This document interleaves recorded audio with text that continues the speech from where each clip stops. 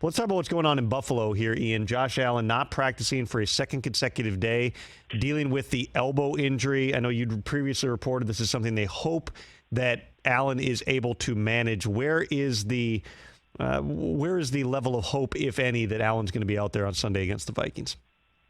Yeah, I mean, I think there's two parts of this. There's the fact that it's not like when this happened, my brain immediately went to like thinking Bobby just tore his elbow apart. It seems to not be that. It seems to be a UCL sprain, which, as you know, is a tiny tear, not a big tear, which is good. The fact that it's not out for the season, that it is something he can manage, is excellent news for Bills Mafia and Bills fans, and also Josh Allen himself, because that would be really bad. But it doesn't necessarily mean that he's going to play this week. And it seems to me to be somewhat similar, maybe not quite as bad, but somewhat similar to the UCL sprain he had. It was either his rookie or his second year, where he kind of missed some time. I think missed 3 or 4 games, and then when he was able to get back, he looked like his old self. Like I don't think it'll be that many games, but that's sort of what I'm thinking here, is something he can rehab.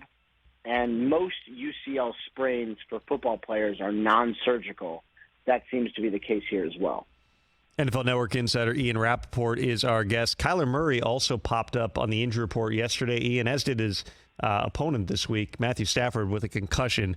Concussions, of course, that's part of the NFL's protocol. But with Kyler and the hamstring, something that we saw actually on Hard Knocks, if you watched the Hard Knocks in-season last night, when that popped up in their last game, did not seem like it was particularly comfortable for Kyler. What's your understanding about the odds that we see him coming up on Sunday? Not great, you know. I mean, and it's not just like, let's say, I don't know, pick your pocket passer. Let's say, one of the older pocket passers had a hamstring injury. You'd be like, okay, well, like, he could move around the pocket, he'll probably be fine. Kyler Murray is dynamic, he is athletic, he moves probably as well as anyone, and I would say he needs 2 healthy hamstrings to be himself.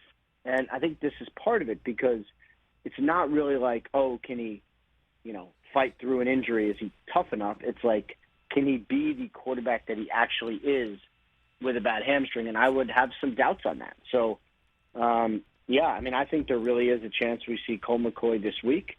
There's a reason why you pay all these backups so much money to stand there and hold a clipboard. So if you have to turn to them, you have some confidence, and I think he's a pretty good one for Arizona.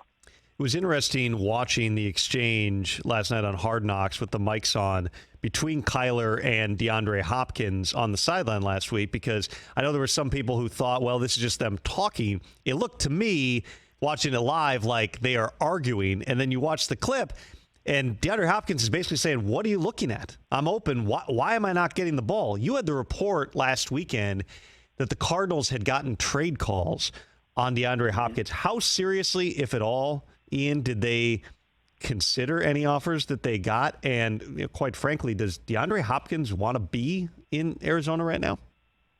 Well, there's definitely some frustration on the sideline. And reality is he's going to be in Arizona through the season.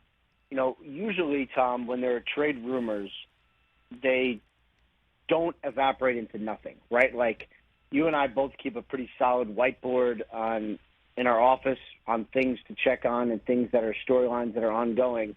I will not be removing DeAndre Hopkins' future from my whiteboard, because teams tried to get him this time. I would imagine they will try to get him in the offseason, and it's really just, is the right price. And I didn't get the sense that Steve Keim considered it seriously at all. And when I talked to some people who called, basically what they said is he's not trading him. So that makes sense. But they're, kind of running out of time to fix it. And I think, the DeAndre Hopkins suspension, probably short-circuited this a little bit too, because it made it much harder for the team to start the season, give them a much, sort of higher learning curve. It's tough. It's been a tough season, and they got to fix this pretty quickly.